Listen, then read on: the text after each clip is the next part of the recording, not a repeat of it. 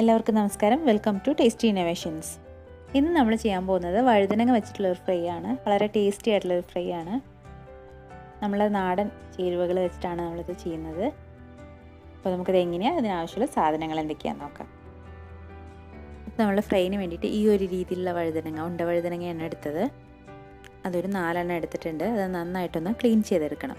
അപ്പോൾ ക്ലീൻ ചെയ്യുന്ന സമയത്ത് ഞാൻ കുറച്ച് ഉപ്പും വിനാഗിരിയും കൂടി ചേർത്തിട്ടാണ് ക്ലീൻ ചെയ്തത്. കാരണം നമ്മളിതിൻ്റെ ഞെട്ടിയൊന്നും കളയുന്നില്ല. അപ്പോൾ ഞെട്ടിയൊക്കെ ഒന്ന് വെട്ടി നല്ല വൃത്തിയിലൊന്ന് ക്ലീൻ ചെയ്തെടുക്കാം. അപ്പോൾ നമ്മൾ വഴുതനങ്ങ നന്നായിട്ട് ക്ലീൻ ചെയ്തെടുത്തിട്ടുണ്ട്. അതിൻ്റെ ഞെട്ടിയൊക്കെ നന്നായിട്ട് വെട്ടിക്കൊടുത്ത് നല്ല വൃത്തിയിൽ ക്ലീൻ ചെയ്തെടുത്തു. ഇനി ഇതിലേക്കൊരു മസാല തയ്യാറാക്കണം. അപ്പോൾ നമുക്ക് അത് തയ്യാറാക്കാം. അപ്പോൾ മസാലയ്ക്ക് വേണ്ടിയിട്ട് നമ്മളിവിടെ 1.25 ടേബിൾ സ്പൂണോളം മല്ലി ചേർത്ത് കൊടുക്കുകയാണ്. പിന്നെ അതിലേക്ക് ഒരു 2 ടീസ്പൂണോളം പെരിഞ്ജീരകം. പിന്നെ നമ്മൾ ചേർക്കുന്നത് കുരുമുളകാണ്. അതൊരു 1/2 ടീസ്പൂണാണ് ചേർത്ത് കൊടുക്കുന്നത്.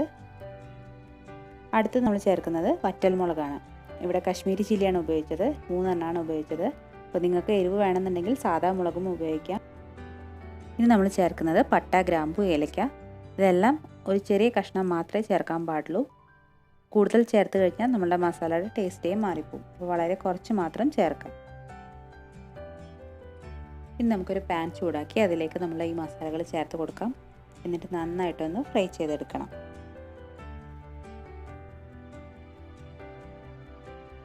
മസാലകളെല്ലാം നന്നായിട്ട് മൂത്ത് വന്നിട്ടുണ്ട്.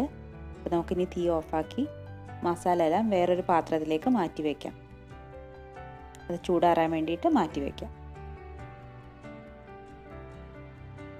ഇനി നമുക്ക് അതേ പാനിൽ തന്നെ 1 ടീസ്പൂണോളം എണ്ണ ഒഴിച്ച് കൊടുക്കാം. ഏത് എണ്ണയിലും കുഴപ്പമില്ല. വെളിച്ചെണ്ണ ആണെങ്കിൽ കുറച്ചുകൂടി ടേസ്റ്റ് ഉണ്ടാവും.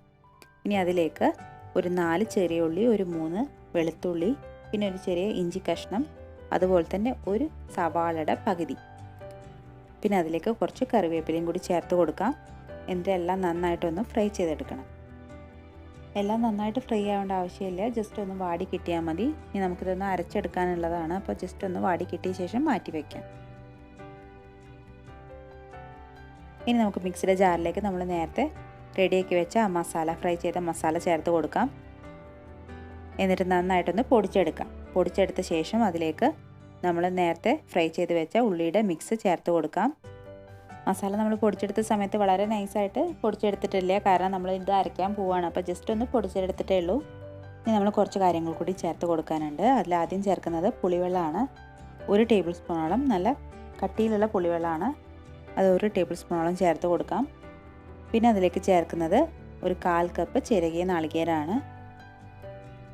പിന്നെ അതിലേക്ക് ആവശ്യത്തിന് ഉപ്പ് കൂടി ചേർത്ത് കൊടുക്കാം.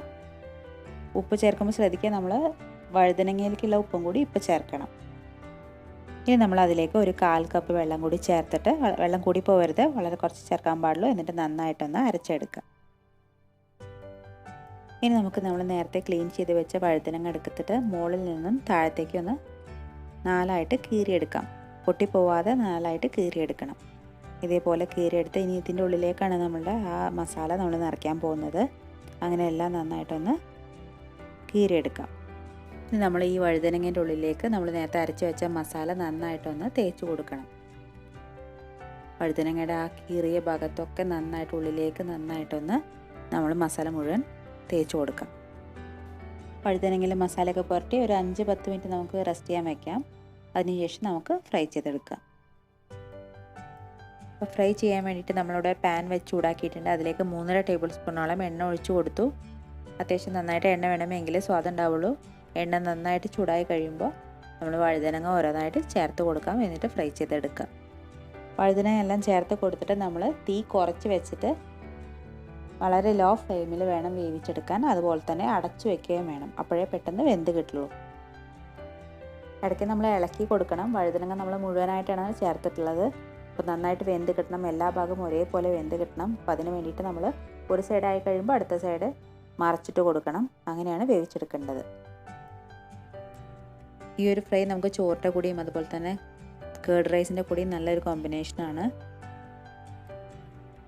വഴുതനങ്ങയൊക്കെ നന്നായിട്ട് ഫ്രൈ ആയി വന്നിട്ടുണ്ട്. നമ്മളിനി ഇതിലേക്ക് ഒരു 1/2 ടീസ്പൂണോളം കുരുമുളകും കൂടി ഒന്ന് വെതറി കൊടുക്കാം. കുരുമുളക് വെതറിയ ശേഷം നന്നായിട്ടൊന്ന് ഇളക്കി കൊടുത്തിട്ട് ഒരു 1-2 മിനിറ്റും കൂടി നമുക്ക് ഫ്രൈ ചെയ്തെടുക്കാം. അങ്ങനെ നമ്മുടെ ടേസ്റ്റി ആയിട്ടുള്ള വഴുതനങ്ങ ഫ്രൈ റെഡി ആയിട്ടുണ്ട്. അപ്പോൾ എന്തായാലും നിങ്ങൾ ട്രൈ ചെയ്ത് നോക്കണം. നല്ല സ്വാദാണ്. ട്രൈ ചെയ്ത് നോക്കിയിട്ട് നിങ്ങളുടെ അഭിപ്രായം അറിയിക്കുക. നമുക്ക് വീണ്ടും പുതിയ റെസിപ്പീസായിട്ട് കാണാം. അതിന് മുന്നേ ചാനൽ സബ്സ്ക്രൈബ് ചെയ്യാൻ മറക്കരുത്. ലൈക്ക് ചെയ്യുക, ഷെയർ ചെയ്യുക. നമുക്ക് വീണ്ടും കാണാം. താങ്ക്